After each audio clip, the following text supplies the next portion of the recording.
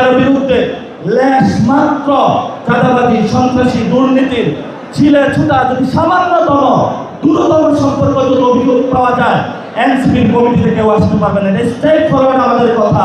ছাত্র জনতা যদি আবার জেগে উঠে, একজনে তো পালাইছে ইন্ডিয়া, আপনারা পালাইতে হবে বঙ্গোপসাগরে। মানুষের দোকানপাট দখল, জায়গা জমি দখল, অনেকে ক্ষমতার তুচ্ছ ব্যবহার করছে। আমরা তাদেরকে হুঁশিয়ার করে দিতে চাচ্ছি, চিটাগংয়ের ছাত্র জনতা যদি আবার জেগে উঠে, একজনে তো পালাইছে ইন্ডিয়া, আপনারা পালাইতে হবে বঙ্গোপসাগরে। ইন্ডিয়া আশ্রয় দিয়েছিল, সেখানে বেঁচে আছে। বঙ্গোপসাগরে নামবেন কিন্তু বাঁচবেন না আপনারা কেউ। এজন্য আপনাদেরকে আমরা হুঁশিয়ার করে দিতে চাই, চট্টগ্রাম পবিত্র নগরী, পীর আউলিয়া গাউসের নগরী, এখানে ইসলাম আরবরা নিয়ে এসেছিল।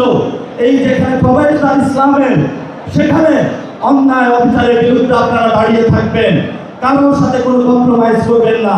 আমাদের যাত্রা চলবেই, ইনশাআল্লাহ চলবেই, কেউ থামাতে পারবে না। আমরা নতুন বাংলাদেশ গঠন করবো ইনশাআল্লাহ।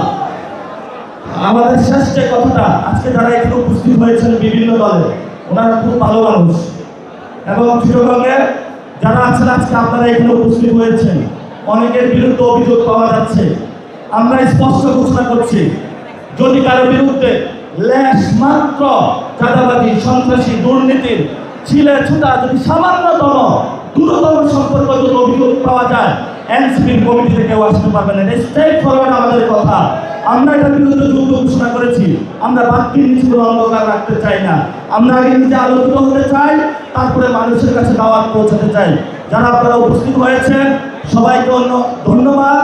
এবং আজকে আন্দরকিল্লা শাহী মসজিদে আমাদের আহ্বায়ক আছেন, সদস্য সচিব আছেন, আমরা তারাবি করতে যাব। তারাবির পরে ইনশাল্লাহ আমরা দোয়া করব, এবং পুরো বিশ্বে যেভাবে সাম্রাজ্যবাদের আক্রমণ চলছে, ইমাম খুমেনিকে হত্যা করা হয়েছে, আল্লাহ তাআলা তাকে শহীদ হিসেবে কবুল করুক। আমরা সকল শহীদদের সাথে আছি।